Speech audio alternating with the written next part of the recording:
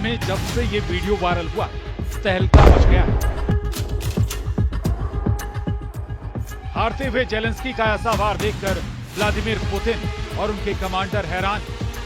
इस वीडियो में दिखाया गया है कि जेलेंस्की के ड्रोन ने कैसे रूस के T-80 टैंक को ना सिर्फ उड़ा दिया, जब कयास लगाए जा रहे हैं कि ट्रंप के हाथ खींचने पर जेलेंस्की सरेंडर कर देंगे, तब इस तरह के वीडियो रूस के कमांडरों की नींद उड़ाने के लिए काफी है। वॉरजोन में अचानक पुतिन के टैंक फटने लगे, जलने लगे हैं, लेकिन पूरी ताकत दिखाने के बाद भी जेलेंस्की को बड़े झटके मिलने जारी।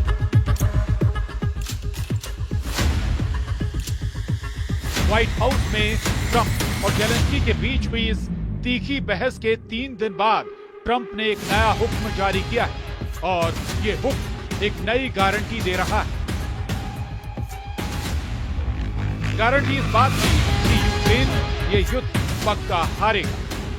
डोनाल्ड ट्रंप के बड़े फैसले ने पुतिन का काम आसान करना शुरू कर दिया है।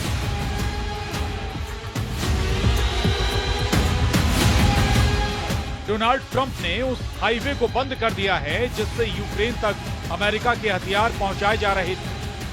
ट्रंप ने यूक्रेन को दी जाने वाली हथियार और बाकी मिलिट्री मदद पर रोक लगा दी। यानी अभी तक जो हथियार जेलेंस्की को मिले हैं, उसके बाद अमेरिका से कोई हथियार अब यूक्रेन नहीं पहुंचेंगे, क्योंकि अब रास्ते में खड़े हैं डोनाल्ड ट्रंप और उन्होंने हथियार सप्लाई पर स्टॉप वाला ऑर्डर जारी कर दिया।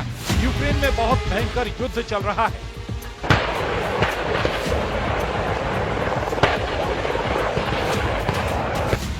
रूस के कुर्स्क में भी बहुत खतरनाक जंग जारी और ट्रंप को तो इस बात का यकीन है कि जेलेंस्की युद्ध खत्म नहीं करना चाहते। इसीलिए व्हाइट हाउस की तरफ से कहा गया है कि जेलेंस्की नहीं चाहते कि जब तक उन्हें अमेरिका का समर्थन हासिल है तब तक शांति हो। ये जेलेंस्की की तरफ से दिया गया सबसे खराब बयान है।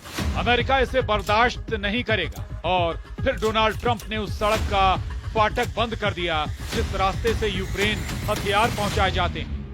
यानी ट्रंप का ऐलान, अब यूक्रेन को नहीं मिलेंगे अमेरिका से हथियार।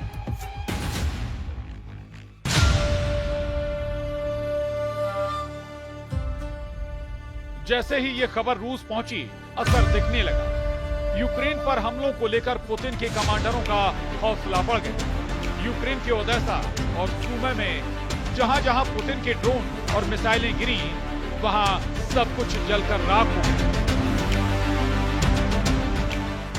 पुतिन मारियुपोल में 2022 में ही कब्जा कर चुके हैं। अब वो दूसरे बंदरगाह वाले शहर ओदेसा को जीतना चाहते हैं। ओदेसा अब भी ऐसा पोर्ट है जहां से यूक्रेन के गोदाम भरे जा रहे हैं।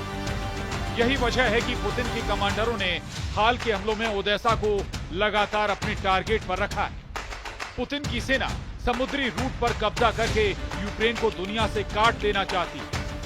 इसीलिए पुतिन की आर्मी ने लगातार ओदेसा के ऊपर दबाव बनाया हुआ है। लेकिन इस वक्त पुतिन की नजर नीप्रो नदी पर भी है।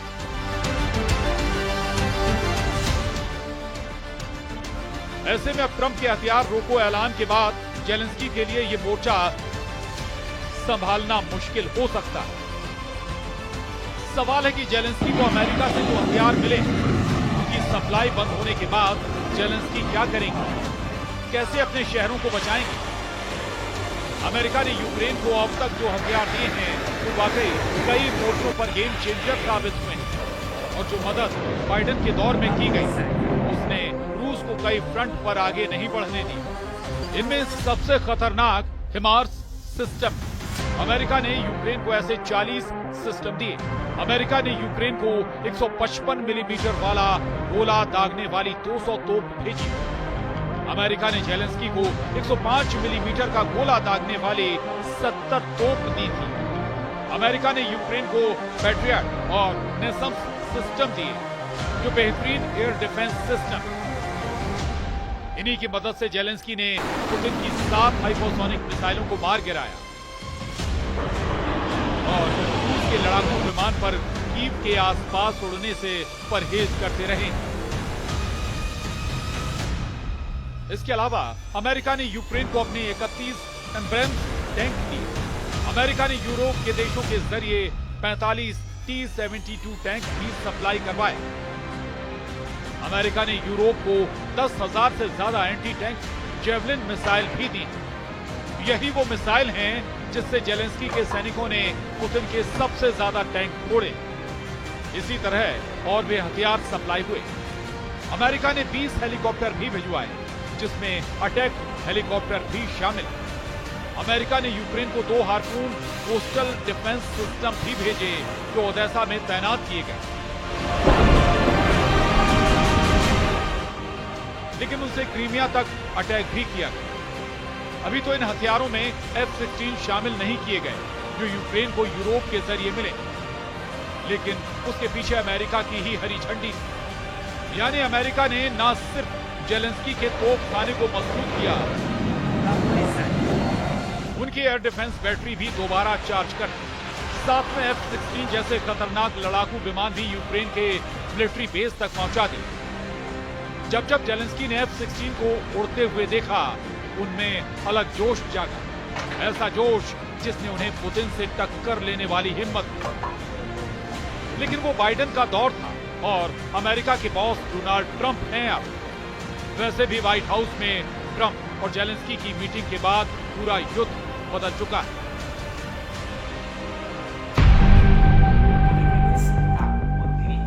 अब बड़ी खबर यह है कि यूक्रेन ने रूस की सेना पर बहुत बड़ा दावा किया है। खेरसोन में जेलेंस्की के कमांडरों का दावा है कि डिप्रो नदी के मोर्चे को रूस किसी भी कीमत पर जीतना चाहता है। यूक्रेन का दावा है कि रूस के कमांडर यहां सैनिकों को आत्मघाती मिशन अंजाम देने का ऑर्डर दे रहे हैं। इस हाई रिस्क जोन में पुतिन ने हमले बढ़ाने का ऑर्डर दिया।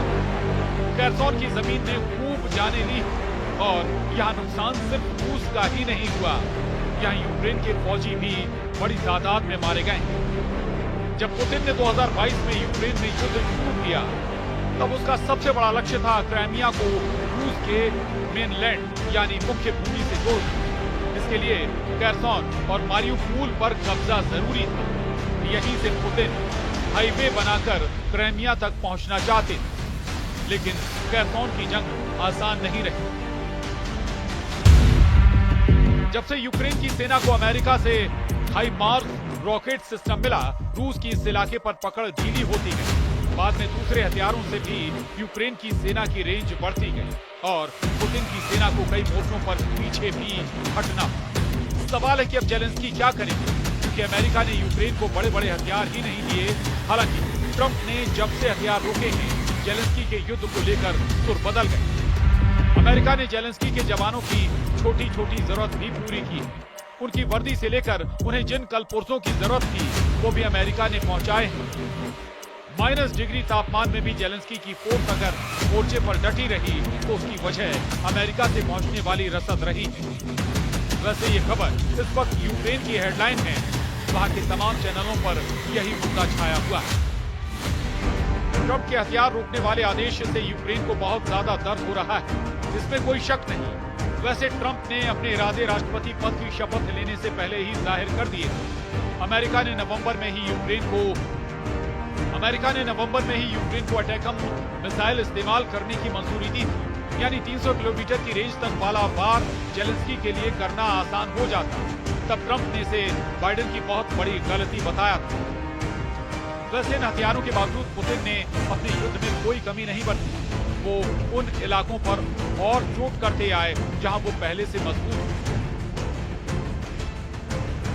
यूक्रेन के नक्शे पर ये ईस्ट कॉरिडोर देखिए, यानी डॉनबास का वो रीजन जहां लुहांस्क और डोनेस्क इलाके आते हैं।